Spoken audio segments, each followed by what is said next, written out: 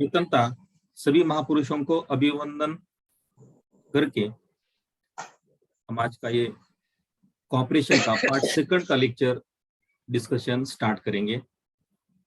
पीबीएसपी interpret करती है Jai Bhim, I honour and wish the greatness in you means Jai Bhim. आपके अंदर जो मानवता है और महानता है उसका हम आदर करते हैं और शुभकामना देते हैं।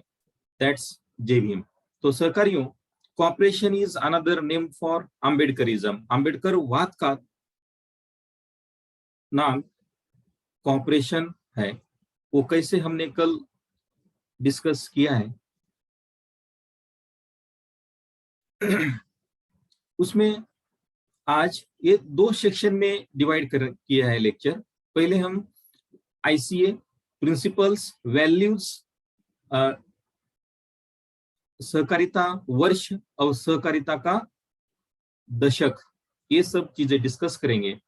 सेकंड सेक्शन में हमें why we visualize Ashoka the great with respect to in order to cooperation, what is the importance of empathy, how it is milestone in cooperation, वो सेकंड सेक्शन में देखेंगे।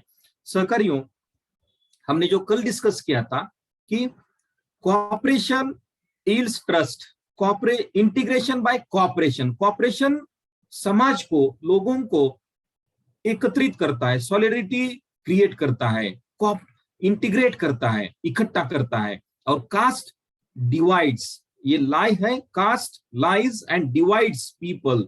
इसीलिए अगर ये दो सेंटेंसेस देखते हैं तो ये अपोजिट प्रक्रिया है, और ये अपोजिट होने के कारण हम ऐसा कहते हैं कि कास्ट का अपोजिट वर्ड है कॉपरेशन। जैसे और अनदर वे, दूसरी तरह हम इसे ऐसा भी कह सकते हैं, caste is inversely proportional to the cooperation. Caste को बढ़ाने के लिए कॉपरेशन हमारे अंदर का आफ्टर बृहद्रथ हत्या के बाद नष्ट किया, धीरे धीरे समय टाइम टू टाइम उसे धीरे धीरे किया, और जाति ने एक मजबूत रिजिड रूप धारण किया। इसलिए they are universally proportional to each other. In the notion of caste, in the notion of caste, caste एक धारणा है, मन की धारणा है। नोशन ऑफ कास्ट में कहीं भी हमें एक कॉपरेशन यानी कि सहकारिता नजर नहीं आती है।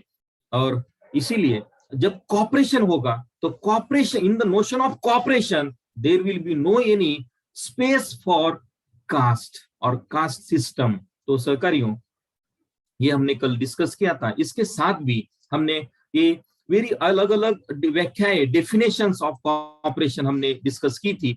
और उसके बाद लास्ट का डेफिनेशन हमने देखा था, इंटरनेशनल कोऑपरेटिव अलायंस का डेफिनेशन। इंटरनेशनल कोऑपरेटिव अलायंस एक जागतिक नॉन गवर्नमेंट ऐसी एक ऑर्गेनाइजेशन है जो पहले और दूसरे महायुद्ध के बाद, जागतिक महायुद्ध जो हुए 14 और 39 के बाद भी ये जीवित रही। ये एक ऐसी ही बड़ी, लार्जेस्ट और ओल्डेस्ट, सबसे पुरानी और सबसे बड़ी ऐसी एक ही ऑर्गेनाइजेशन है।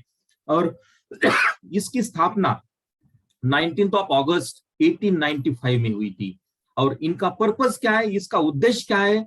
दुनिया में शांतता निर्माण करना, डेमोक्रेसी, लोकतांत्रिकता निर्माण करना, और नो पॉलिटिक्स। जो पॉलिटिक्स है वो means without politics they want to create peace and democracy in the world. एक बेटर दुनिया की तरफ लेके जाने वाला ये ऑर्गेनाइजेशन है इंटरनेशनल कोऑपरेटिव अलायंस। इसे हम आईसीए ऐसे कहते हैं शॉर्ट फॉर्म में।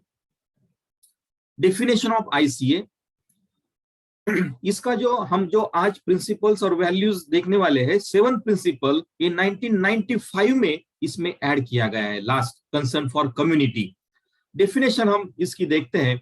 एक ऑटोनॉमस यानी कि स्वायत्त एसोसिएशन, ऑर्गेनाइजेशन है, जिस ऑर्गेनाइजेशन में लोग अपनी इच्छा से आते हैं, एकत्रित होते हैं। किसके लिए एकत्रित होते हैं?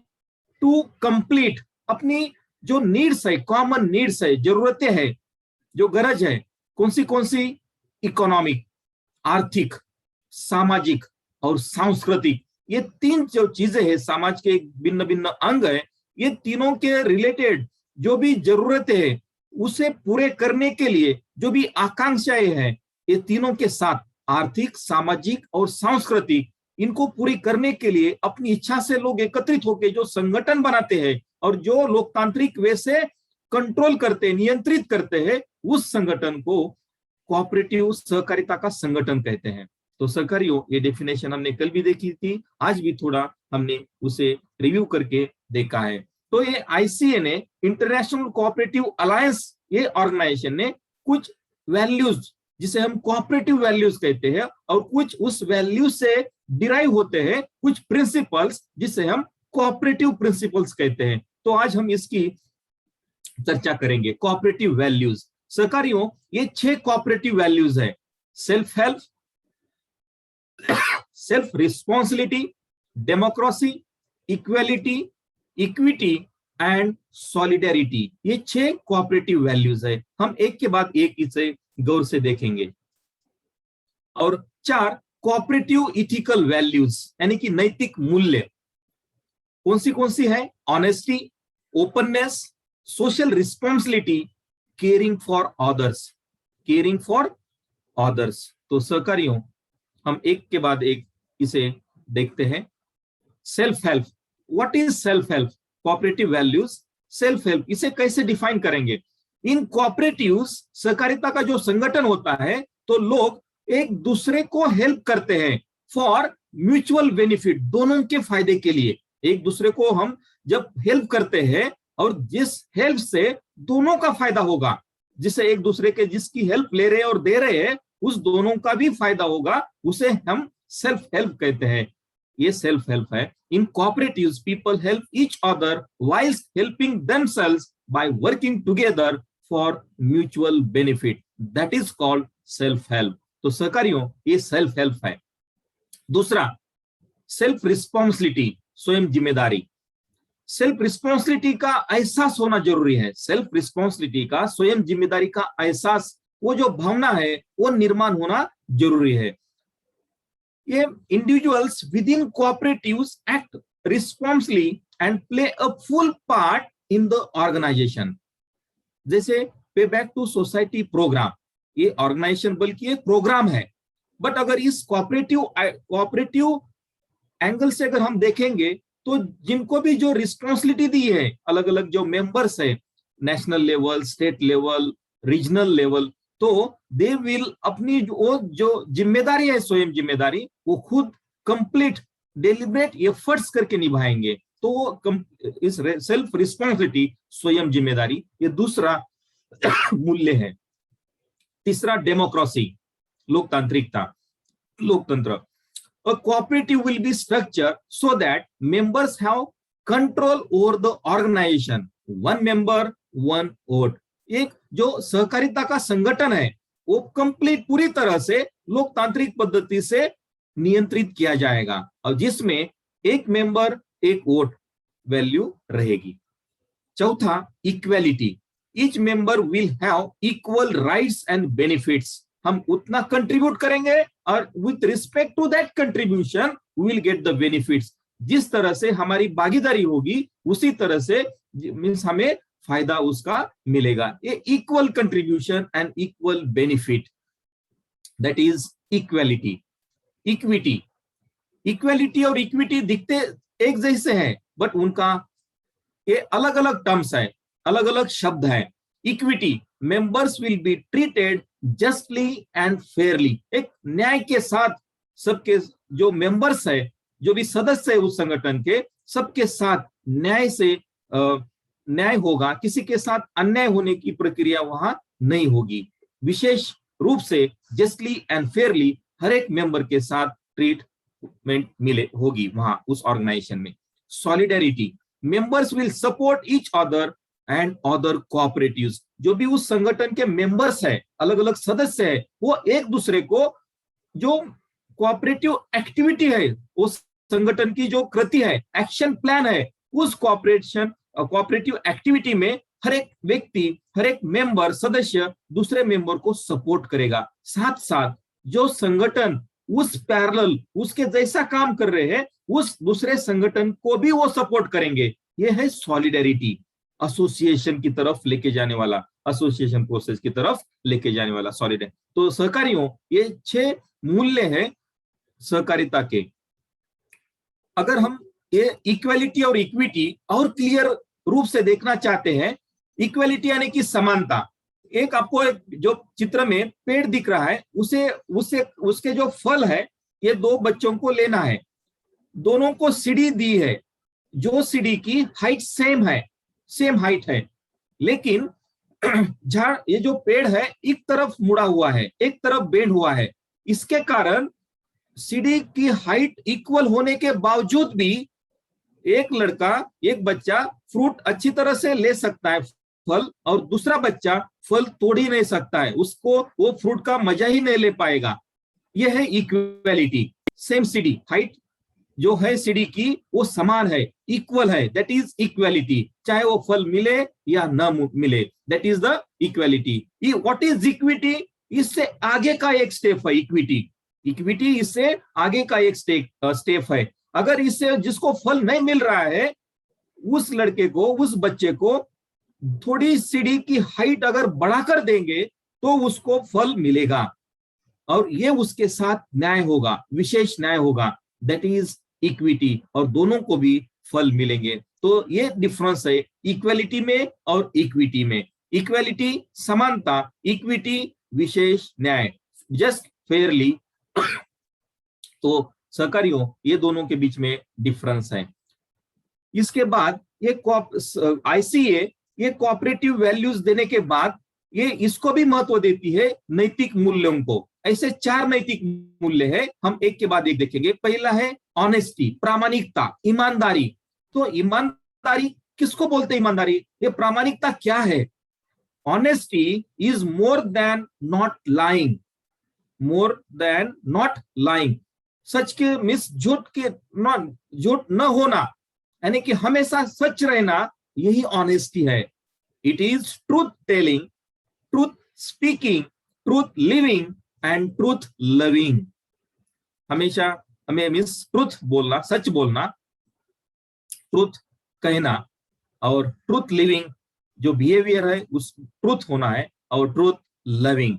तो ये जो डेफिनेशन है ऑनेस्टी की, ये डेफिनेशन जेम्स फाउस्ट इन्होंने दी है। दूसरी डेफिनेशन जेम्स अल्तुचर इन्होंने दी है। Honesty is the fastest way to prevent a mistake from turning into a failure. ये ईमानदारी ऐसी क्वालिटी है हमारी, जो क्वालिटी, जो गुण विशेष हमें कुछ गलत करने से रोकता है, और जो गलत करने के बाद जो फेल्यूर मिलेगा उसको रोकता है, वो है ऑनेस्टी। तो सहकारियों, ये honesty is most important property, characteristic of human being which will be highly utilized for the social transformation movement। तो सहकारियों, और ये ऑनेस्टी, ये प्रामाणिकता इनकलकेट करना समाज में, ये पे बैक टू द सोसाइटी का प्रोग्राम है, प्रक्रिया है। सेकंड है openness, ethical value. Second ethical value, नैतिक मूल्य, openness. Openness reflects imagination, creativity, intellectual curiosity and appreciation of aesthetic experiences।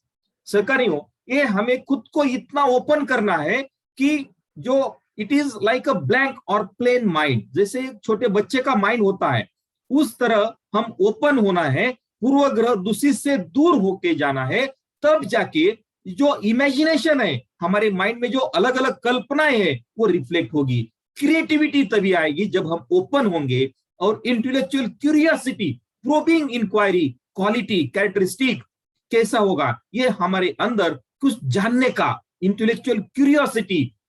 Means ये क्यों, ऐसा क्यों है, व्हाई 5WH क्वेश्चन जो पूछते, हाउ, व्हाई, व्हाट, तो that is nothing but intellectual curiosity. वो तभी हमारे अंदर क्रिएट होगी जब हमारा माइंड ओपन होगा। Open mindedness, openness and appreciation of aesthetic experiences. और जो अनुभव हमें मिलते हैं, वो अच्छे अनुभव दूसरों को बताना, मींस इतना हमें ओपन होना चाहिए। And then only transition occurs from one generation to another generation, and then the formation of society will take place. Society exists depends on that transition. हमने कल भी ये पॉइंट देखा था, और ये appreciation of aesthetic experiences is the part of that process. उस प्रक्रिया का ये एक भाग है.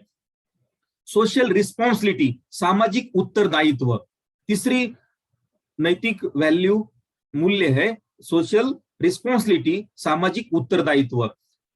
It is an ethical framework which suggests an individual has an obligation to work and cooperate with other individuals and organizations for the benefit of society at large.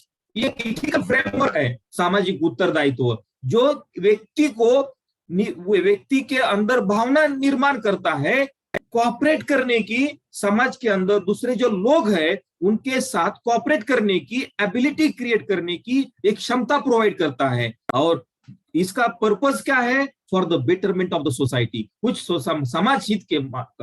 समाज हित में जो भी कोई कृत्य करते हैं उन्हें कोऑपरेट करे, सहकारिता करे और वो सामाजिक उत्तरदायित्व निभाने की कोशिश करे. यह है सामाजिक उत्तरदायित्व.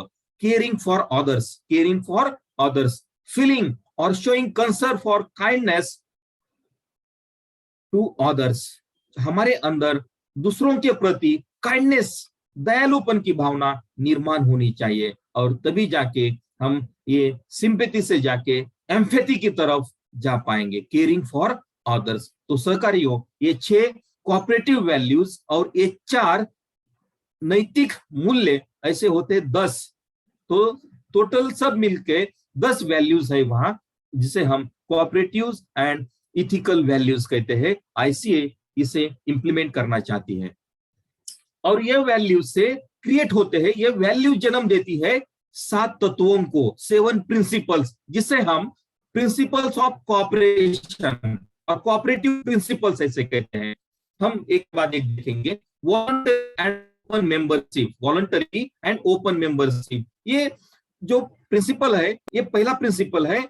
जो भी ऑर्गेनाइजेशन होगा, जो भी सहकारिता का संगठन होगा, it will be open for all, and अपनी इच्छा से इसमें लोग आ सकते हैं, सदस्य अपनी इच्छा से आ सकते हैं, और इसमें किसी भी तरह का जेंडर डिस्क्रिमिनेशन नहीं होगा, सोशल डिस्क्रिमिनेशन नहीं होगा, रेशियल, पॉलिटिकल और रिलीजियस, हर एक तरह का व्यक्ति इसका सदस्य हो सकता है. And able to their services and willing to accept the responsibilities of membership. और जो भी सदस्य इसमें पार्टिसिपेट होंगे, सहभागी होंगे, वो अपना अपना जो जिम्मेदारी है उसी पूरी तरह से निभाने की कोशिश करेंगे.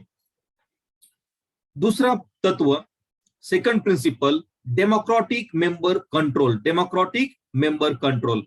Cooperatives are democratic organizations controlled by their members who actively participate, setting their policies and making decisions. सहकारियों, ये जो ऑर्गेनाइजेशन, सहकारिता का जो संगठन है, उसमें जो भी कुछ डिसीजन लेने होते हैं, जो भी कुछ पॉलिसीज, प्लान्स बनाने होते हैं, तब सभी सदस्यों का मत विचार लेके वो एक बेटर डिसीजन, बेस्ट डिसीजन लेते हैं, बेस्ट पॉलिसीज फॉर्म करते हैं, और उसका इंप्लीमेंट वो संगठन करता है. मेन एंड वुमेन, जो इसमें स्त्री पुरुष जो सदस्य होते हैं, वो इतनी तल्लीनता से, प्रभावीपन से काम करते हैं कि वो एक जैसे elected representatives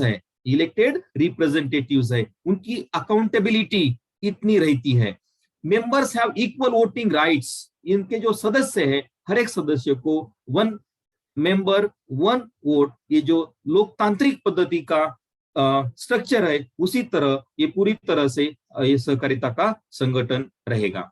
member economic participation, जो संगठन चलाने के लिए जो भी कुछ कैपिटल लगेगा, जो भी इनकी एक्टिविटीज है, वो एक्टिविटीज कंडक्ट करने के लिए, रन करने के लिए, तो इसीलिए इकोनॉमिकल कंट्रीब्यूशन सेम रहेगा, और उसी प्रमाण में, उसी रेशो में उनको बेनिफिट मिलेगा. अगर किसी सदस्य को कुछ प्रॉब्लम है, तो उसे कुछ सब मिलके कुछ प्रॉपर डिसीजन लेके उसे कुछ कॉम्पनसेशन भी, कुछ डिस्काउंट भी दे सकते हैं मेंबर्स. और इसमें ये जो टोटल बेनिफिट होगा, उसमें से कुछ हिस्सा अपना ये ऑर्गेनाइजेशन चलाने के लिए, उसे सस्टेन और मेंटेन फॉर लॉन्ग लाइफ चलाने के लिए वो यूज कर सकते हैं, जो सरप्लसेस या रिजर्व फंड्स जिसे हम कहते हैं वो इसमें यूज कर सकते हैं।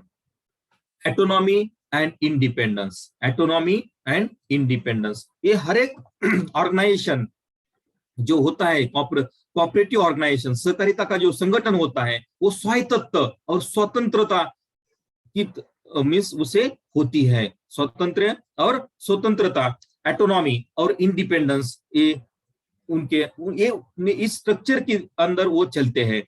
जैसे ये कोऑपरेटिव एटोनॉमस है, वो खुद की खुद पॉलिसी डिसाइड करेगा, किसी के ऊपर वो डिपेंडेंट नहीं रहेंगे। एटोनॉमस, दे विल फॉर्म अपनी खुद की पॉलिसीज, खुद के डिसीजन वो सब मेंबर मिलके ही लेंगे और उसे एक्टिव में एक्शन में लाएंगे।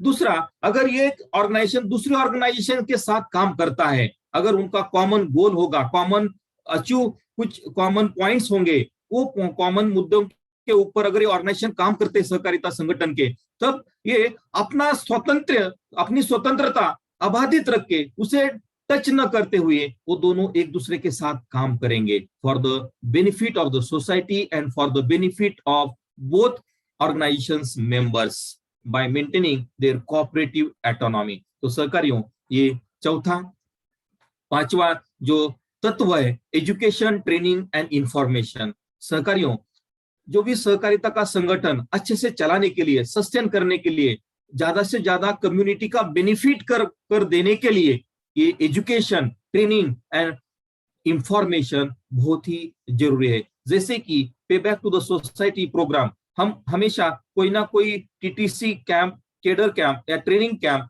कंडक्ट करते हैं। उसका पर्पस क्या है? ये इसमें आता है एजुकेशन, ट्रेनिंग एंड इंफॉर्मेशन।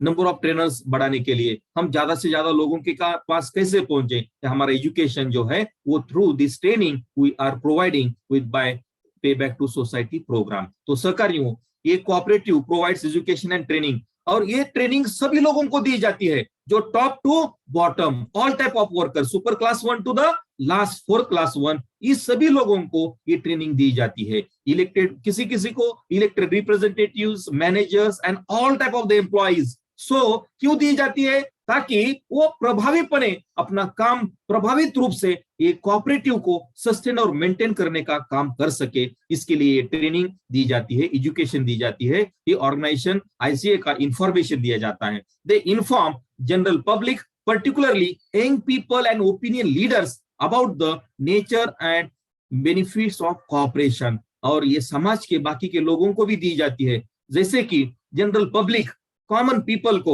साधारण से साधारण मनुष्य, उनको भी ये ट्रेनिंग दी जा सकती है। पर्टिकुलरली यंग यूथ्स को दी जाती है, जो तरुण वर्ग है समाज में, उनको दी जाती है। ओपिनियन लीडर्स, ओपिनियन लीडर्स उन लीडर्स को कहते हैं जो समाज का मत या परिवर्तन कर सके, जो वो कहते हैं उसे पूरी समाज फॉलो करे या उस ओपिनियन को एक्सप्लेन करने में कामयाब होते हैं, ओपिनियन समाज का बना पाते हैं, उन्हें ओपिनियन लीडर्स कहते हैं। ऐसे ओपिनियन लीडर्स को भी ये ट्रेनिंग दी जाती है। और इसका इस ट्रेनिंग का पर्पस क्या है? To get the benefit for cooperative movement से सहकारिता के जो संगठन है, सहकारिता का जो मूवमेंट है, ये मूवमेंट ज्यादा से ज्यादा लोगों के पास पहुंचे, ये इसका पर्पस है, ये उद्देश्य है। तो ये था पांचवा, एजुकेशन, ट्रेनिंग एंड इंफॉर्मेशन। सहकारियों, हम आगे बढ़ते हैं। छठवां, कोऑपरेशन अमंग कोऑपरेटिव्स। ऐसे दुनिया भर में, भारत में, इंडिया में बहुत सारे ऑर्गेनाइजेशन सहकारिता के तत्व के ऊपर चल रहे हैं। तो अगर जिस दो या बहुत सारे ऑर्गेनाइजेशन, संगठन ऐसे हैं कि जिनका पर्पस सेम है, कॉमन है, तो वो दोनों, तीनों या और ज्यादा, उससे भी ज्यादा इकट्ठा आके काम कर सकते हैं, but by maintaining their independency and autonomy, by maintaining their independent and autonomy, वो एक दूसरे के साथ काम कर सकते हैं। वो काम कहां तक कर सकते हैं? कुछ लेवल तक करते हैं। दे कैन लोकल लेवल पे काम कर सकते हैं, नेशनल लेवल पे काम कर सकते हैं, और इंटरनेशनल लेवल पे भी ये काम कर सकते हैं। और इसका पर्पस, इसका क्या, इससे क्या होगा अगर ऐसे करेंगे? तो ये ज्यादा से ज्यादा प्रभावी काम होगा, उसका आउटकम ज्यादा होगा, और ये कोऑपरेटिव मूवमेंट और बढ़ेगी और मजबूत होने में उनका सहभाग मिलेगा। और सातवां, concern for community, concern for community. ये सातवां जो प्रिंसिपल है, जो तत्व है, आईसीए ने 1995 में नया तत्व प्रिंसिपल इसमें ऐड किया है, वो है concern for community. Cooperatives work for the sustainable development of their communities through policies approved by their members. Sustainable development, जो भी कॉर्पोरेट सहकारिता का संगठन है, उसको ज्यादा से ज्यादा टिकाऊ करने के लिए हम कौन सी एक्टिविटीज होती है, उसका डिसीजन पॉलिसी बनाने के लिए, और policies approved by there members, और जिसके कारण वो एक्टिविटी से ज्यादा कम्युनिटी का बेनिफिट कैसा हो, कंसर्न फॉर कम्युनिटी, कम्युनिटीज का ज्यादा से ज्यादा बेनिफिट कैसा हो, ये ध्यान में रख के ये पॉलिसीज बनाई जाती है, और उसका उद्देश्य होता है कंटिन्यूअस सस्टेनेबल डेवलपमेंट, अनंत टाइम लॉन्ग लाइफ ये चलने वाली प्रक्रिया रहेगी। तो सहकारियों, ये 7 तत्व और हमने 6 कोऑपरेटिव वैल्यूज, 4 इथिकल वैल्यूज और ये 7 कोऑपरेटिव प्रिंसिपल्स की हमने चर्चा की है। उसके बाद हम आते हैं जो 2010 ये जो ईयर था, ये ईयर आईसीए ने international year of cooperatives, international year of cooperatives के रूप में मनाया था, सहकारिता का वर्ष, सहकारिता का वर्ष। तो सहकारियों, ये कोऑपरेटिव इंटरप्राइज इंपावर्स वुमेन। 2009 में आईसीए की चेयरमैन डेम पॉलिन ग्रीन ये प्रेसिडेंट बनी थी। ये महिला डेम पॉलिन ग्रीन, ये महिला आईसीए की 2009 में प्रेसिडेंट बनी थी, और इनका 2010 का जो सहकारिता का वर्ष, उस वर्ष में ये स्लोगन इन्होंने दिया था, cooperative enterprise build a better world. Means इनकी सीमा पूरी वर्ल्ड में है, they want to make better world than current world. Cooperative enterprises build a better world, अर्थात सहकारिता के कारण हम एक अच्छी दुनिया, सुंदर दुनिया निर्माण कर सकते हैं, अच्छी सी अच्छी दुनिया निर्माण कर सकते हैं। तो सहकारियों, ये इनका 2010 का सहकारिता वर्ष का एक स्लोगन था। इनके गोल्स क्या क्या थे? आईसीए के गोल्स उस ईयर में 2010 में इन्होंने एक गोल्स क्या रखे थे, उसकी हम चर्चा करेंगे। इंक्रीज पब्लिक अवेयरनेस, ज्यादा से ज्यादा लोगों के पास हम कैसे पहुंचे, कोऑपरेटिव मूवमेंट कैसे पहुंचेगी, ये इनका एक गोल था। किसके लिए? For socio economic development of the world, socio economic development यानी कि social reformation and economical reformation, ये इनका गोल था 2010 में। Promote the formation and growth of cooperatives, cooperative movements को ज्यादा से ज्यादा बढ़ावा देना, उसकी ग्रोथ करना, ये भी इनका एक गोल था। इनकरेज गवर्नमेंट्स, हमने कल ही देखा है 109 कंट्री से 109 से 312 आईसीए के सदस्य है। 9 कंट्रीज में जो जो गवर्नमेंट्स है, उन गवर्नमेंट को ऐसे ये बढ़ावा देंगे टू मेक, ऐसे कुछ प्लान बनाने के लिए जो ये कोऑपरेटिव को स्टेबल बना सकती है, लोगों के तरफ ये कोऑपरेशन लेके जा सकती है गवर्नमेंट। इसलिए वो मींस गवर्नमेंट को प्रोत्साहन देंगे, इंतुजियाज्म उनके अंदर पैदा करेंगे, निर्माण करेंगे, इस तरह का लॉज एंड रेगुलेशंस भी लाने की कोशिश करेंगे टू मेक स्टेबिलिटी और to obtain the stability of cooperatives. सहकारियों, इसके साथ ये गोल के साथ साथ इनके सामने कुछ चैलेंजेस भी थे। आईसीए के सामने 2010 में सहकारिता के वर्ष के दरमियान इनके सामने चैलेंज था, आह्वान था। The acknowledge leader in economic, social and environmental stability. Acknowledge सबसे बेस्ट मींस आगे जाने वाला, पायनियर, लीडर, अग्रेसर, इन कौन से फील्ड में? Economic, social and environment, sustainability लाने में एक कामयाबी ऐसा लीडर, एक नेतृत्व, इस मूवमेंट को निर्माण करना, ये इनका एक चैलेंज था। एंड ये चैलेंज का कारण फिर बहुत सारे लोगों ने इनका जो मॉडल था 2010 में उन्होंने जो दिया दुनिया को, वो बहुत ही अच्छी तरह से एक्सेप्ट किया। एंड उसका परिणाम ये हुआ कि ये कोऑपरेटिव मूवमेंट आईसीए बहुत बड़ी तेजी से लोगों मीन्स अलग अलग देशों में बढ़ गई, फैल गई, and as a result of that to become the fastest growing form of enterprise, एक बहुत बड़ी मूवमेंट बन गई। मीन्स उन्होंने वो चैलेंज एक एक्सेप्ट किया और उसे ओवरटेक करके क्रैक किया, एंड वो खुद को ज्यादा बढ़ाने में कामयाब हो गए। उसके बाद 2010 के बाद 2011 से लेके 2020 तक ये जो 10 साल का जो एक डिकेड है, जो दशक है, ये सहकारिता का दशक करके रूप में इन्होंने मनाया, सेलिब्रेट किया। Cooperative decade 2011-2020। तो हम इस आईसीए का विजन क्या देखते हैं, 10 सालों में वो क्या करना चाहते थे, उनका विजन क्या था, ये इसकी चर्चा हम करेंगे। फर्स्ट विजन ये था, elevate participation within membership and governance to a new level। ज्यादा से ज्यादा मेंबर कैसे बनाए, इलेवेट ऊंचाई करेंगे, एक अच्छे नंबर में कैसे मेंबरशिप का, अलग अलग सदस्यों का, ऑर्गेनाइजेशंस का और देशों का भी एक अलग स्तर के ऊपर, एक न्यू लेवल के ऊपर कैसे पार्टिसिपेशन बढ़ाएंगे, एक विजन था। ये विजन क्यों रखा गया था, उसकी पृष्ठभूमि क्या थी? Individual participation through ownership, which makes them inherently more engaging, more productive, more useful and more relevant in the contemporary world। जो समयोचित, जो उस समय आज अभी जो 2011 से 20 तक जो भी कुछ चैलेंजेस है उसे क्रैक करने के लिए, लोगों को सक्षम बनाने के लिए ये उनका विजन था। उसे उन्हें ज्यादा एंगेज करके, ज्यादा प्रोडक्टिव बनाकर, ज्यादा यूजफुल बनाकर, रिलेवेंट बनाकर to the current situation, that is the term contemporary world. Means time to time जो भी चैलेंजेस आते हैं उसे एक्सेप्ट करके क्रैक करने की क्षमता निर्माण करने के लिए इन्होंने ये विजन रखा था। ज्यादा से ज्यादा पार्टिसिपेशन, लोगों का, देशों का सहभाग कैसे होगा, that was the first vision of this ICA in 2011-20 decade. Second था, position cooperatives as a builders of sustainability. Builders of sustainability, ये जो कोऑपरेटिव मूवमेंट उनकी एक अच्छी सी पोजीशन निर्माण करना, ये भी एक विजन था। Cooperatives are better because their business model creates greater economic, social, environmental stability.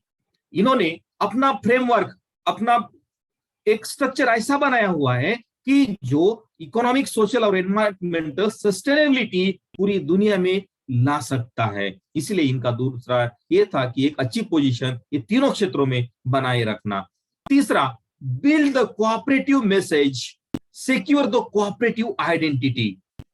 लोगों, ज्यादा से ज्यादा लोगों के पास, सामान्य ऑर्डिनरी पर्सन के पास जाके वहां तक, उस स्तर तक, उस लेवल तक ये कोऑपरेटिव प्रिंसिपल्स, वैल्यूज जा सके और एक आईसीए की आइडेंटिटी उनके पास पहुंच सके। ये तीसरा इनका विजन था, which defined by core values and principles due to which they can make the policies for the general public, general people। ये इसका, इनका तीसरा विजन था। सहकारियों, चौथा, ensure supportive legal framework for cooperative growth. एक लीगल ढांचा, एक कायदेशीर ढांचा जो इसको, हर एक एक्टिविटी को सपोर्ट करेगा, उसे सस्टेन करेगा और ग्रोथ करेगा टाइम टू टाइम। इसके लिए ये फ्रेमवर्क उनका बनाना, this framework plays a critical role for the viability and existence of cooperatives. इनका अस्तित्व बनाए रखने के लिए और हमेशा मींस इनका ग्रोथ इंक्रीज होने के लिए इन्होंने ये फ्रेमवर्क का विजन हम उनके सामने रखा। पांचवा, secure reliable cooperative capital while guaranteeing member control. और ये जो मूवमेंट चलाने के लिए जो भी कैपिटल लगेगा, तो पीपल को वो कैपिटल निर्माण करने के सोर्सेस लोगों को देने का ये विजन था, जिसके कारण ये कोऑपरेटिव मॉडल आईसीए का जो मूवमेंट है वो अच्छी तरह से स्टैब्लिश हो, ग्रो हो और अच्छी तरह से फ्लोरिश हो पूरी दुनिया में। ये इनका एक विजन था। पांचवा, मींस ऐसे रिसोर्सेस डेवलप करे जो ये कोऑपरेटिव आइडेंटिटी पूरी दुनिया में बनाए रखे, for their establishment, for their growing and for the flooring, right. तो सच उस तरह का कैपिटल निर्माण करना, और कैपिटल निर्माण करने के रिसोर्सेस भी निर्माण करना, ये इनका विजन था। तो सहकारियों इस डिकेड में कॉन्फिडेंट ग्रोथ करके उन्होंने एक ICA is nothing but the cooperative identity करके उनका विजन उन्होंने कंप्लीट किया on the basis of legal framework, ज्यादा से ज्यादा पार्टिसिपेशन और ये मूवमेंट का sustainability by more participation, more legal framework, by forming the resources and number of by giving enthusiasm to by various governments, अलग अलग देशों के जो शासन है उनको प्रोत्साहित करके ज्यादा से ज्यादा लोगों तक पहुंचने की कोशिश की और अपना कैपिटल इसको अच्छी तरह से अपने जो प्रोग्राम्स है, एक्टिविटीज है कंडक्ट और रन करने के लिए कैपिटल जो लगता है उसके लिए अलग अलग रिसोर्सेज डेवलप करने का जो विजन था इन्होंने कंप्लीट किया। And throughout the whole world they made their identity as a cooperative identity of this international cooperative alliance ICA। तो सहकारियों इसके साथ ये पूरा दुनिया में वर्ल्ड में they celebrated 2010 as a IYA, that is सहकारिता का वर्ष, और 2011 से लेके 20 तक ये सहकारिता का दशक। लेकिन उसी समय उसी दरमियान इंडिया में, भारत में क्या स्थिति थी कोऑपरेशन की, हमने कल भी इसके ऊपर गौर किया कि India is only a member of ICA। India एक सदस्य है ICA का, लेकिन वो सिर्फ सदस्य के रूप में ही रहा, प्रैक्टिकली कुछ काम नहीं हुआ। इसीलिए आज हम अगर समाज में जाते हैं तो कोऑपरेटिव का मतलब सिर्फ इंडस्ट्री लोगों के माइंड में आता है। एक्चुअल कोऑपरेशन का अर्थ क्या है, प्रिंसिपल्स क्या है, वैल्यूज क्या है, लोगों को पता ही नहीं है। इनकलकेट या उसका विकास होना तो दूर की बात है। तो सहकारियों कोऑपरेशन ये जो मूवमेंट है ये भारत में, हमारे देश में फेल हुआ है, उसे गवर्नमेंट ने लोगों के पास पहुंचाने की कोशिश ही नहीं की है। अगर पहुंचाते तो कुछ अलग नजारा होता था। Government fail to inculcate cooperative values and principles and hence no cooperation। और ये गवर्नमेंट फेल हुई है लोगों को एक कोऑपरेटिव वैल्यूज इनकलकेट करने में और ये प्रिंसिपल्स इनकलकेट करने में, इसीलिए उन सभी कोऑपरेशन नहीं है। जो कोऑपरेटिव सोसाइटीज बनी फॉर सम इंडस्ट्रियल डेवलपमेंट, वो बन के ऑन द पेपर रही और कुछ लोगों ने ही उसका फायदा लिया, सामान्य लोगों के पास उसका बेनिफिट कभी नहीं आया। इंडिया, और इसीलिए हम ये कहते हैं कि Indian cooperative movement is child in distress.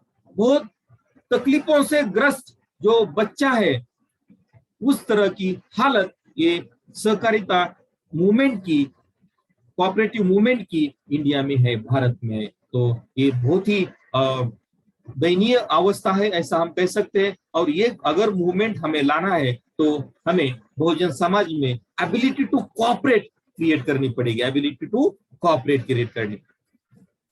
सहकारियों आज के लेक्चर का दूसरा जो सेक्शन है, cooperation is a major tool and visualization of Ashoka's governance in 21st century। हम कोऑपरेशन ऐसा क्या टूल, क्यों इतना इंपॉर्टेंस है, why it is a tool, ये एक साधन क्यों है, और रिकंस्ट्रक्शन ऑफ सोसाइटी के लिए इसका उपयोग कैसा कर सकते हैं, इसकी चर्चा हम करेंगे। और इसी के साथ साथ हम विजुअलाइज, हमारे दृष्टि में अगर हमें लाना है, दूसरा रिकंस्ट्रक्शन करना है, वो किस तरह का रिकंस्ट्रक्शन होगा और कैसे करेंगे, वो अशोका की तरह का क्यों हम चाहते हैं, वो हम इसकी चर्चा हम ये सेकंड सेक्शन में करेंगे। सहकारियों cooperation is a major tool for reconstruction of society in 21st century by pay back to society programme. Why? ये कोऑपरेशन इज द बिगेस्ट और major tool for social transformation movement. क्यों कहते हैं हम ऐसा? और वो काम हम पे बैक टू सोसाइटी द्वारा करेंगे, माध्यम से करेंगे। हम देखेंगे कैसे करेंगे और कि क्यों ये कोऑपरेशन सहकारिता इतना इंपॉर्टेंट क्यों है, इतना उसको महत्व क्यों है ये सामाजिक परिवर्तन की प्रक्रिया में, वो हम देखेंगे। कोऑपरेशन, अगर हम सहकारिता होगा, सहकारिता निर्माण होगी, तब क्या होगा, हम एक दूसरे के ऊपर trust, cooperation yield trust. Cooperation जो बुक है, integration by cooperation by Eric Dith, कल हमने इसका गौर किया था। उस बुक में उन्होंने ये सेंटेंस दिया है, कॉपरेशन यील्ड्स ट्रस्ट, कॉपरेशन से भरोसा निर्माण होता है, विश्वास निर्माण होता है, जिसका अभाव हमारे बहुजन समाज में है। तो ये कॉपरेशन अगर अगर हम निर्माण करते, एबिलिटी टू कोऑपरेट निर्माण करते, तब जाके वो भरोसा निर्माण होगा, वो विश्वास निर्माण होगा, उसके बाद लोग फ्री हो जाएंगे, फ्रीडम मिलेगा। तो जब ट्रस्ट होगा, एक दूसरे का भय नहीं रहेगा, कौन किसकी लेग पुलिंग करता है, कौन किसका पैर खींचता है, ऐसी भावना हमारे मन के अंदर नहीं रहेगी, किसी का भय हमारे अंदर नहीं रहेगा, हम फ्रीली सोच सकेंगे, फ्रीली फियरलेस होके, फ्रीडम जब होगा तो मीन्स फियरलेस, किसी का डर नहीं रहेगा। और जब हम फियरलेस होंगे तब हम हमारा जो थिंकिंग है वो अच्छा पॉजिटिव रहेगा, ब्रॉड माइंडेड रहेगा, ओपन माइंडेड रहेगा, वो क्रिएटिव वैल्यू देने वाला थिंकिंग रहेगा, वो वैल्यू ओरिएंटेड थिंकिंग जिसे हम कह सकते हैं वैल्यू ओरिएंटेड थिंकिंग, उस थिंकिंग का निर्माण होगा। और जब ऐसी थिंकिंग निर्माण होगी हमारे अंदर, हमारे समाज के अंदर, तो बहुत सारी संभावनाएं हमें दिखेगी, और उस संभावनाओं से क्रिएटिविटी, सृजनशीलता निर्माण होगी। और जब सृजनशीलता निर्माण होगी तब एक इंडिविजुअल इफिशियंसी निर्माण होगी। ये इंडिविजुअल इफिशियंसी क्या है? Individual efficiency is defined as harmonious development of all powers of personality, harmonious development of all powers of personality, व्यक्तिमत्व के जो जितने भी सारे पहलू है, वो हर एक पहलुओं का एक हार्मोनियस डेवलपमेंट होगा, तब जाके हम उसे इंडिविजुअल इफिशियंसी कहते हैं। वो इंडिविजुअल इफिशियंसी क्रिएटिविटी के कारण निर्माण होगी। और सहकारियों, ये व्यक्ति का निर्माण करना, यही फुले आंबेडकराइट मूवमेंट का उद्देश्य है, यही लक्ष्य है। This is the centre means point of centre. और इंडिविजुअल इफिशियंसी जब क्रिएट होगी तब जाके ऐसे number of individuals will associate together, association process होगा, और उसमें ये सोशल इफिशियंसी निर्माण होगी। Social efficiency again also can be defined as the harmonious development of all powers of personality of the society, society के जितने भी, समाज के जितने भी कुछ अंग है, उसका हाईएस्ट लेवल के ऊपर जब विकास होगा हर एक अंग का, हर एक भाग का, तब जाके वो सोशल इफिशियंसी हम उसे कहेंगे। और ये social efficiency nothing but the reconstruction of society होगा, आइडियल कास्टलेस सोसाइटी का निर्माण होगा। इतना बड़ा ये सीक्रेट छुपा है ये कॉपरेशन द्वारा। इसलिए हम कहते हैं, कल भी कहा था, cooperation is another name of Ambedkarism. Cooperation is the biggest tool और major tool for the social transformation movement. हम इसीलिए कहते हैं, और इसीलिए हम भी ये भी कहेंगे, it is a major tool for reconstruction of society in 21st century. ये आज भी लागू है, जिसे डॉक्टर बाबा साहब अम्बेडकर ने एनालिसिस ऑफ कास्ट में इसे एक प्रभावी instrument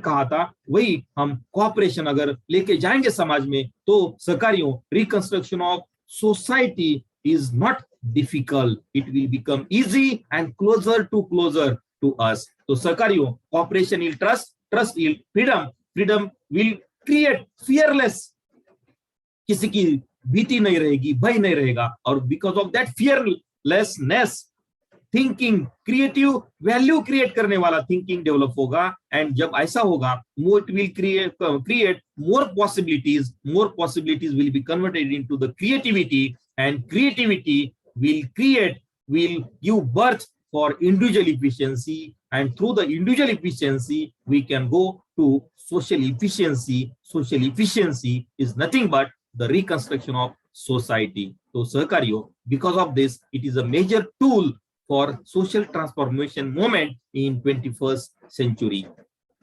By this diagram also, ये पिक्चर से भी आपको वही जो हमने देखा था, कोऑपरेशन ट्रस्ट डेवलप करेगा, फ्रीडम से पॉसिबिलिटीज आएगी, और हमारी इंडिविजुअल इफिशियंसी बढ़ेगी। Individual efficiency means quality of life बढ़ेगी, एसोसिएशन होगा समाज में, और लोगों के अंदर एसोसिएशन होने के बाद सोशल इफिशियंसी बढ़ेगी। और थ्रू द सोशल इफिशियंसी जो हमारा लक्ष्य है, reconstruction of society, casteless ideal society, वो बनने में ये टूल महत्वपूर्ण भूमिका निभाएगा। कॉपरेशन अमंग बहुजना, बहुजन समाज के अंदर अगर कॉपरेशन होता है तो एक कॉमन पोजीशन होगा, एंड अगर कॉमन पोजीशन, कॉमन प्रॉपर्टी होगी, तब जाके हम सोसाइटी बनाने में कामयाब होंगे। आज भी हम कह सकते हैं कि ये समाज बना हुआ नहीं है। क्यों? क्योंकि इसमें सहकारिता का अभाव है, कॉमन प्रॉपर्टी का अभाव है, कॉमन पोजीशन का अभाव है। अगर इस अभाव को हम दूर करते हैं तब जाके हमारा समाज बनेगा on the base of cooperation. सहकारिता के आधार पे हम बेस के ऊपर हमारा समाज बनेगा सहकारियों। The integration of Bahujan Samaj will takes place. ये कोऑपरेशन के द्वारा, सहकारिता के कारण हम सॉलिडरिटी, समाज में ऐक्य निर्माण कर सकते, एसोसिएशन कर सकते, अलग अलग जाति उपजातियों को एसोसिएट करके एक नई समाज की निर्मित हो सकती है, इंटीग्रेशन हो सकता है सहकारियों। और ये because of this cooperation positive competition निर्माण होगा, लोगों के अंदर पॉजिटिव कंपटीशन निर्माण होगा, एक दूसरे की पैर खींचने की ये जो टेंडेंसी है, लेग पुलिंग टेंडेंसी जिसे हम बोलते हैं, ये बहुत बड़ा हमारा मींस डिसीज है, बहुत बड़ी बीमारी है। ये बीमारी हम दूर कर पाएंगे, उसके लिए इलाज करेगा कोऑपरेशन, सहकारिता का इलाज हमें करना पड़ेगा, तब जाके ये लेग पुलिंग टेंडेंसी हम दूर कर सकते हैं। कोऑपरेशन का बेस क्या है? कब बढ़ेगा कोऑपरेशन? जब हमारे अंदर कम्युनिकेशन होगा, कोऑर्डिनेशन होगा। सहकारियों, communication coordination is the centre of initiation करने के लिए, it is the centre to create ability in Bahujan Samaj, to create ability in the Bahujan Samaj, to create ability to cooperate in individuals. Communication coordination is most important. ये दोनों चीजें बहुत ही जरूरी है। तो सहकारियों, ये जब होगा तो कोऑपरेशन डेवलप होगा, विकसित हो जाएगा। और उसके साथ साथ cooperative intelligence, cooperative decision will be taken. हम कोऑपरेटिव एक साथ आके को डिस्कस करके, अगर मैं अकेला कुछ डिसीजन लेता हूं और हम सब मिलकर एक डिसीजन लेते हैं, तो सब मिलके वो लेने वाला जो डिसीजन होता है वो डेफिनेटली 10 गुना एक व्यक्ति के डिसीजन से 10 गुना बेहतर वो डिसीजन होगा। That is called as a cooperative decision. And अगर ऐसा होता है और प्रॉपर बेटर डिसीजन जो समाज के हित में होता है, वो हमेशा डिग्निफाइड सोसाइटी की तरफ हमें लेके जाता है। तो सहकारियों, इसीलिए एक cooperation is a major tool for social transformation movement. सहकारियों, हमने देखा है कि कोऑपरेशन के कारण, सहकारिता के कारण इंडिविजुअल इफिशियंसी निर्माण होती है, व्यक्ति का निर्माण होता है। और अगर ये व्यक्ति का निर्माण होता है तो व्यक्ति का निर्माण होना उसे एक जिम्मेदारी का एहसास दिलाएगा, और उसके साथ साथ वो व्यक्ति का निर्माण होना मीन्स ये 3 क्वालिटी का भी निर्माण होना उनके अंदर, ऑनेस्ट, इंडिपेंडेंट और डिसइंटरेस्ट। प्रामाणिकता, इंडिपेंडेंट स्वतंत्रता, और डिसइंटरेस्ट सेल्फिशनेस मीन्स निस्वार्थी। ये जो 3 गुण है वो अगर व्यक्ति के अंदर क्रिएट होते हैं, निर्माण होते हैं, तब जाके ये एबिलिटी टू कोऑपरेट होगा। और ऐसे बहुत सारे हमारे बहुजन समाज में इंटेलेक्चुअल्स है लेकिन बिखरे हुए हैं, वो लोग एबिलिटी टू कोऑपरेट अगर क्रिएट होती है उनके अंदर, तो वो दे विल एसोसिएट टुगेदर, वो एक साथ आके काम करेंगे, और उसे उनके अंदर कोऑपरेशन इन इंटेलेक्चुअल्स में होगा ऑफ बहुजन समाज। और तब जाके हमें नेशनल कोऑपरेटिंग इंटेलिजेंस क्लास की निर्मित हम कर सकते, उसका निर्माण हम कर सकते, तब उसका निर्माण होगा, formation of national cooperating intelligence. और जब ये नेशनल कोऑपरेटिंग इंटेलिजेंस क्लास का निर्माण होगा, जब हम इसका फॉर्मेशन करेंगे, तब जाके जो रेस्ट ऑफ बहुजन समाज, बाकी का बहुजन समाज उन्हें इम्यूलेट करेगा। जैसे हम आज हमारी ये दशा क्यों है, हमारी इस अवस्था में क्यों है, यथास्थिति में क्यों है? क्योंकि हमने सो कॉल्ड इंटेलिजेंस क्लास को इमिटेट किया। लॉ ऑफ इमिटेशन से हम उन्हें इमिटेट करते आए, अनुकरण ब्लाइंड फेथ से, right, by victim of the stupidity बन के उनको फॉलो करते आए। That is imitation. अगर इस इमिटेशन को हमें निकलना है, इम्यूलेट करना पड़ेगा। इसे हमें इसको अच्छी तरह से मींस वेरीफाई करके, क्रॉस चेक करके, ओपन होके सोच कर क्या फॉलो करना है, क्या नहीं करना है, उसे हम इम्यूलेट बोलते हैं। तो Bahujan Samaj will emulate this national cooperating intelligence class को इम्यूलेट होगा, और धीरे धीरे ये पूरा परकोलेट होते जाएगा। लास्ट लेवल तक, जो लास्ट का टप्पा है हमारे बहुजन समाज का, उस टप्पे तक हम जाके पहुंचेंगे, परकुलेट होंगे ये कोऑपरेशन के तत्व और मूल्य, तब जाके बहुजन समाज के हर एक व्यक्ति में हम एबिलिटी टू कोऑपरेट सहकार करने की क्षमता निर्माण करने में कामयाब होंगे, और तब जाके हमारा reconstruction of society on the base of this cooperation हो सकता है सहकारियों। तो इतनी बड़ी ताकत ये सहकारिता में है, इतनी बड़ी ताकत। ये सहकार नहीं होगा तो क्लास बनेगा ही नहीं है, समाज भी नहीं बनेगा। तो सहकारियों, इसके ऊपर हमें बहुत ही गांभीर्य से सोचना पड़ेगा, और ये सहकारिता के लिए हमें एक डेलिबरेट एफर्ट्स मींस प्रयत्नों की पराकाष्ठा करनी पड़ेगी, तब जाके ये संभव हो सकता है सहकारियों। इंटेलेक्चुअल क्लास और इंटेलिजेंस क्लास ये ऐसा क्लास है जो इंफॉर्मेशन ड्राइव करता है, जो अपडेट करता है इंफॉर्मेशन, लर्न फ्रॉम एक्सपीरियंसेस, अनुभवों से सीखने वाला क्लास है।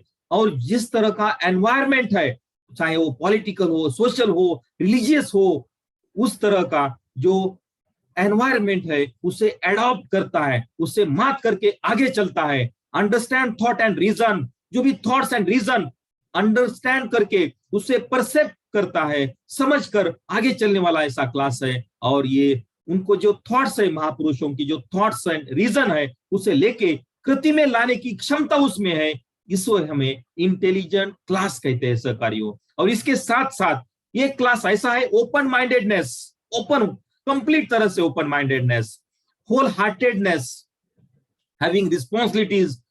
इसके अंदर एक क्षमता है जिम्मेदारी लेने की, चाहे उनके कृति से कुछ भी हो, अच्छा परिणाम हो या खराब परिणाम हो, उसे एक्सेप्ट करने की क्षमता ये रखने वाला ऐसा एक क्लास।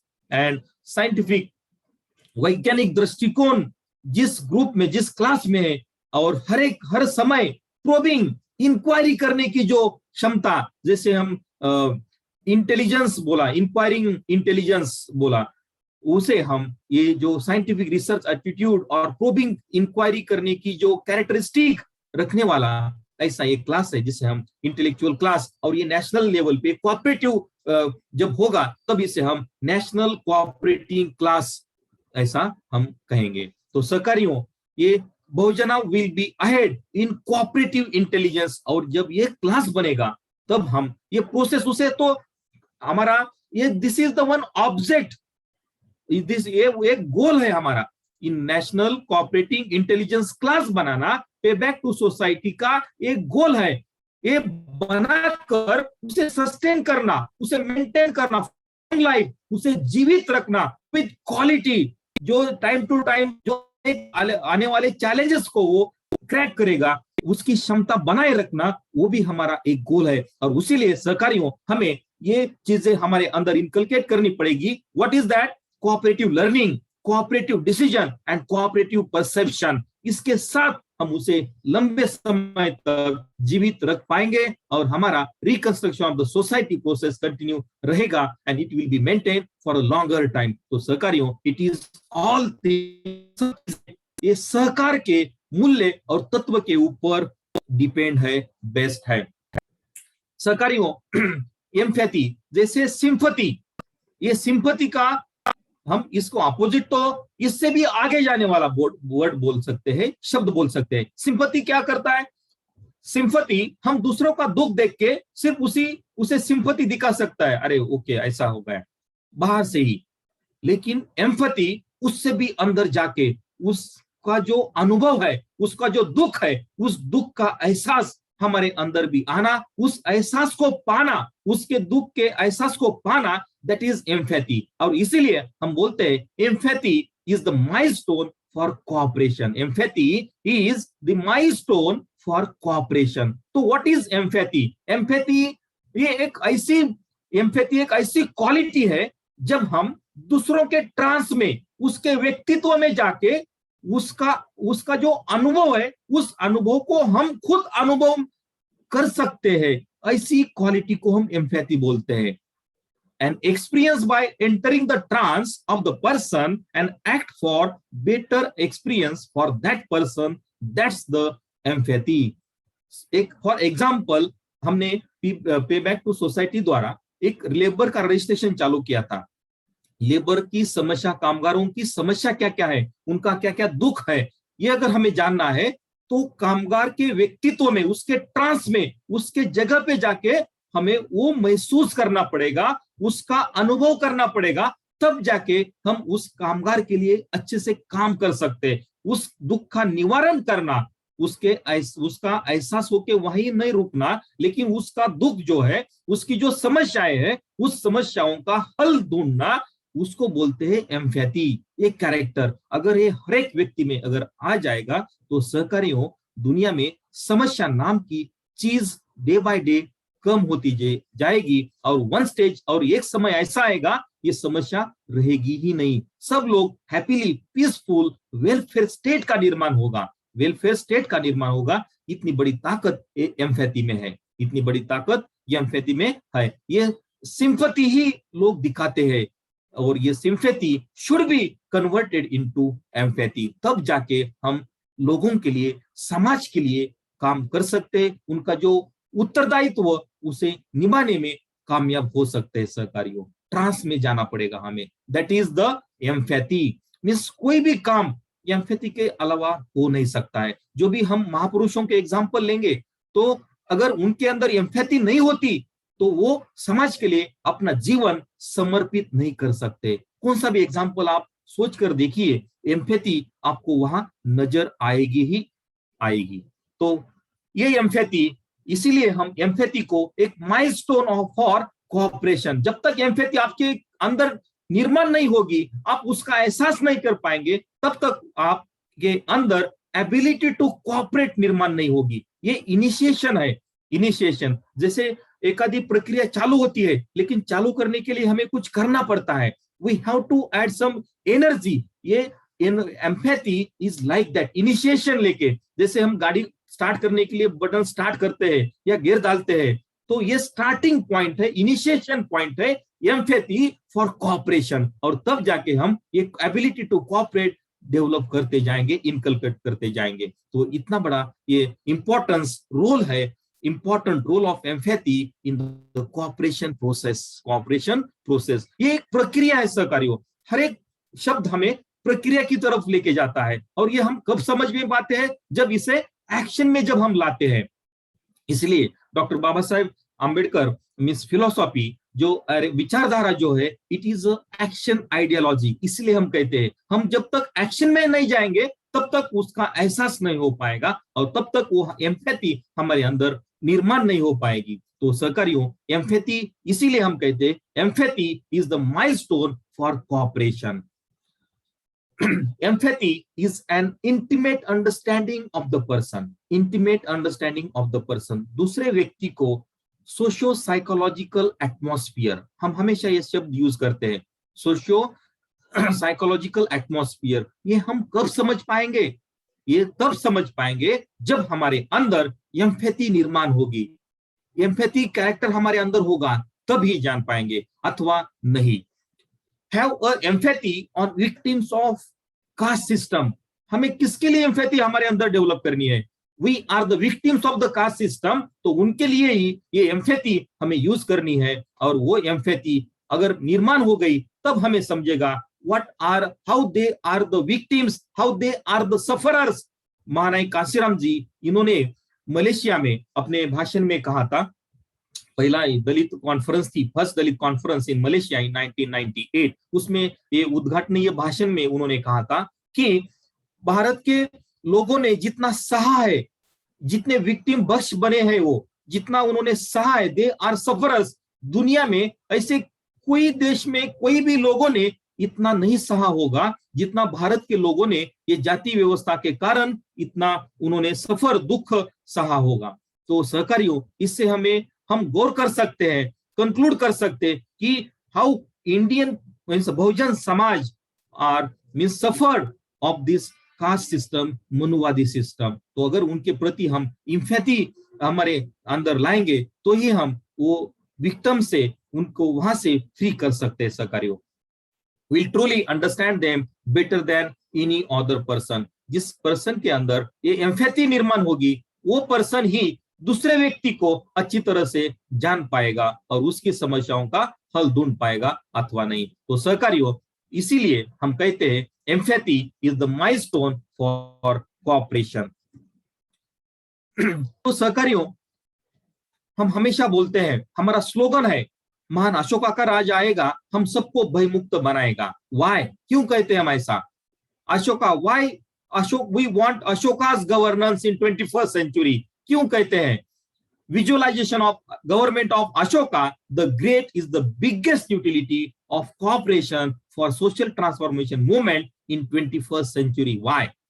हम विजुअलाइज करते हैं, हम जो रिकंस्ट्रक्शन ऑफ सोसाइटी लाना चाहते हैं, ऐसा समाज बनाना चाहते हैं, वो अशोका के जैसा समाज बनाना चाहते हैं, उसे विजुअलाइज करते हैं। क्यों? उसका आंसर ढूंढने की हम कोशिश, उसकी चर्चा अभी करेंगे। The spirit of village communities of India during Ashoka the great was entirely cooperative. Ashoka के समय, बिफोर क्राइस्ट 180, उनके समय में जब ये समाज, जो गांव बने थे, कम्युनिटी बनी थी, वो कम्युनिटी का बेस था सहकारिता।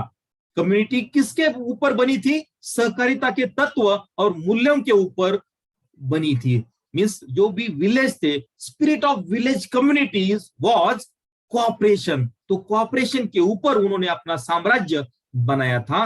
मींस लोग उतना ये बड़ा एम्पायर उन्होंने बनाया था on the basis of cooperation only. Governance of Ashoka the Great might never be military or economic power but cooperative. इतना बड़ा साम्राज्य वो कैसे अच्छी तरह से संभाल पाए? ये उसका कारण उनके पास मिलिट्री फोर्स ज्यादा था, ये नहीं था, या उनकी इकोनॉमिक पावर भी बहुत बड़ी थी, उसके कारण वो इतना बड़ा साम्राज्य अच्छी तरह से संभाल पाए, ये भी नहीं था। तो उसका कारण क्या था सहकारियों? उसका कारण ये था, सहकारिता के कारण वो इतना बड़ा लंबे समय तक अपना राज्य वेलफेयर स्टेट निर्माण भी कर पाए और उसे सस्टेन भी कर पाए अच्छी तरह से, without any means rebel, internal और एक्सटर्नल, आंतरिक विद्रोह से और एक्सटर्नल विद्रोह से, बाहर के विद्रोह से भी वो मींस उनके ऊपर आंतरिक लोगों ने अतिक्रमण नहीं किया या बाहर के परकीय लोगों ने भी अतिक्रमण नहीं किया। इसका कारण था ये सहकारिता। आगे जाकर हम एनालिसिस ऑफ कास्ट में देखेंगे तो उसमें डॉक्टर बाबा साहब आंबेडकर इन्होंने कोट किया है। क्या कोट किया है? There is only one period in Indian history which is a period of freedom, greatness and glory.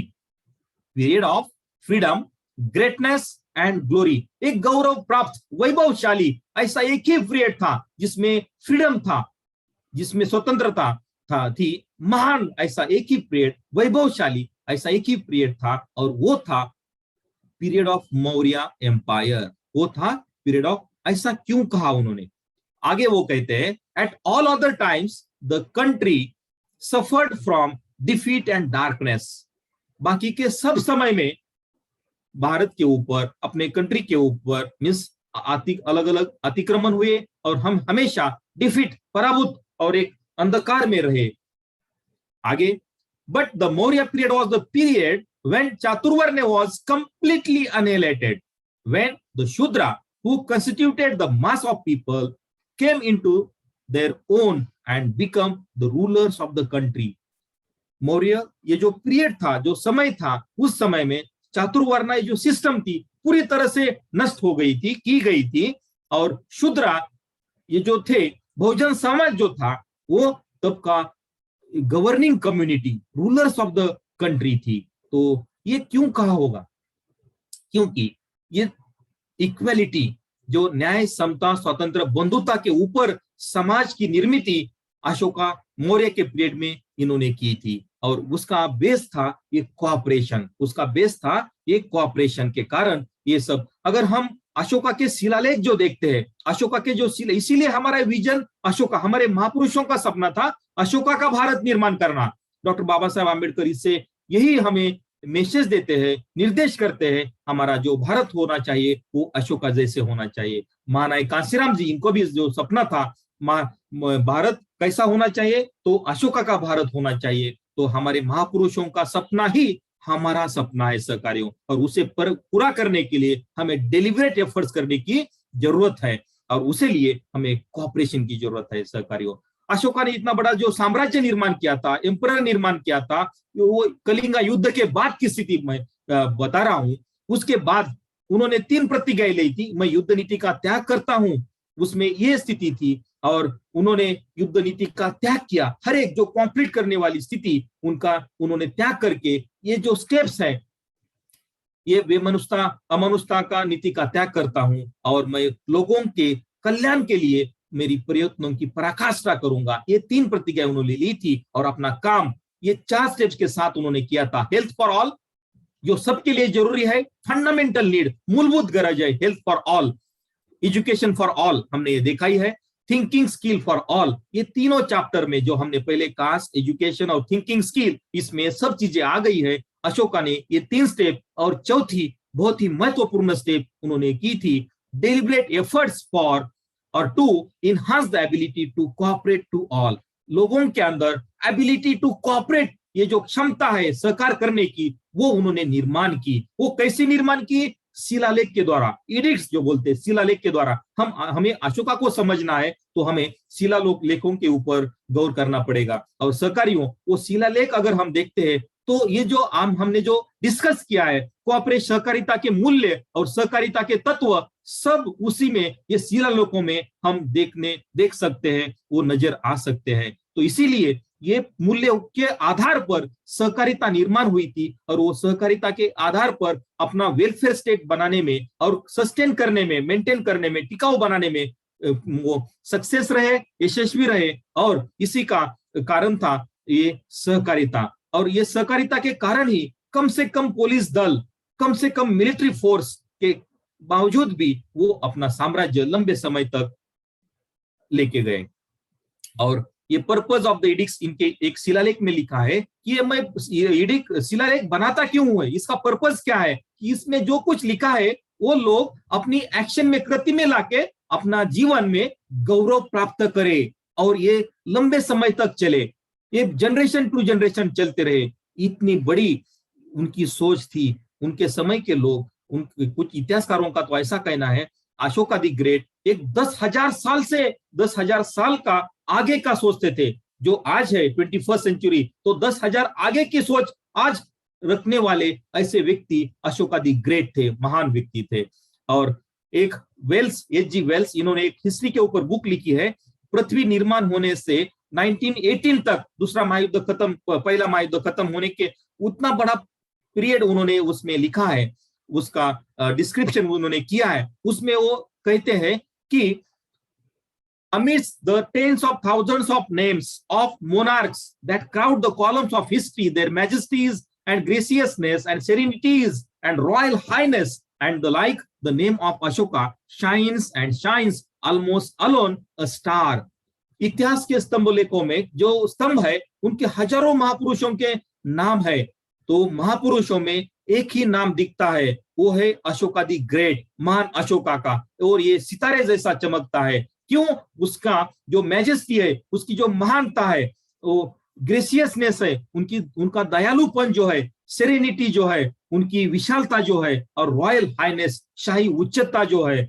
और इसके कारण वो एक इतिहास के पन्नों पे या स्तंभों में हमेशा उनका नाम सबसे ऊपर है। और वो एकमेव नाम है, वो है अशोका, महान अशोका। और एक वो सितारे जैसे, और उनका विजन हम पे बैक टू सोसाइटी रखते हैं। इसके उनके जैसा जो वेलफेयर स्टेट बनाने का हमारा विजन हम रखते हैं, इसी का ये कारण है सहकारियों।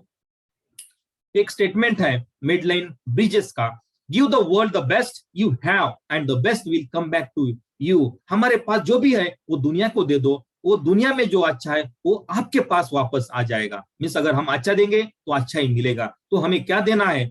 Respectful behaviour with others. ये कब होगा? When we will respect with others.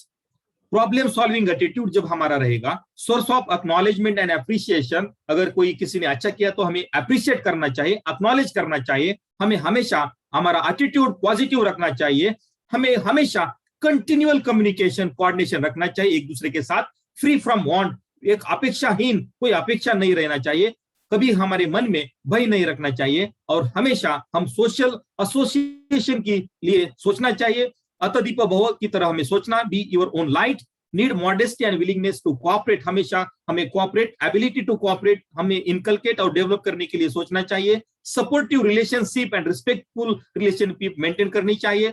हमेशा we have to live with justice, solidarity and responsibility, हमेशा हमें सोचना चाहिए I think therefore I can, मैं सोचता हूं इसलिए मैं कुछ कर सकता हूं। और रिकंस्ट्रक्शन ऑफ रीऑर्गेनाइजेशन और एक्सपीरियंसेस, रिकंस्ट्रक्शन हमें करना चाहिए। और इसीलिए ये हम एक दूसरे का कोऑपरेशन की जरूरत है, तभी हम कह सकते, इसलिए हम कहते हैं weapons for the reconstruction of society. अगर हमें अशोका का भारत बनाना है तो हमें थिंकिंग स्किल यूज करना पड़ेगा, एजुकेशन यूज करना पड़ेगा और उसके साथ साथ कोऑपरेशन भी यूज करना पड़ेगा। And because of this reason हम कहते हैं cooperation is a major tool in 21st century for social transformation movement as well as for to obtain the governance of Ashoka the Great। इसलिए ये तीन जो मेजर टूल है for the social transformation movement, तो सहकारियों ये जब होगा, ऐसा जब हम करेंगे तब हम अशोका का राज लाने में कामयाब होंगे, सक्सेसफुल बनेंगे। जो raj on the base of liberty, equality and fraternity के ऊपर होगा। और ये जो राम राज लाने की मनुवादियों की जो कोशिश है, वो कोशिश हम यहाँ रुका सकते हैं, उसे प्रिवेंट कर सकते हैं। जो मनुवाद, ये रामराज कौन कौन लाना चाहते हैं? मनुवाद, कैपिटलिज्म और फ्यूडलिज्म, ये तीन शत्रु आंबेडकरवाद के हैं। ये आंबेडकरवाद इसके अपोज में काम करता है, ये लाने के लिए क्या? Liberty, equality, fraternity for the rain of और राज ऑफ अशोका द ग्रेट। तो सहकारियों हमें ये काम करना है और हम सबका सहयोग इसमें बहुत ही जरूरी है। और सहकारियों इसलिए हम कहते हैं cooperation build the Ashoka's welfare state. अगर हम कॉपरेशन बिल्ड करेंगे, कॉपरेशन के साथ हम अशोका का राज लेकर आएंगे। और इसीलिए हम कहते हैं कि महान अशोका का राज आएगा, हम सबको भयमुक्त बनाएगा। महान अशोका का राज आएगा, हम सबको भयमुक्त बनाएगा। थैंक यू सहकारियों, हम यही रुकते हैं। Thank you. जय भीम, जय भारत।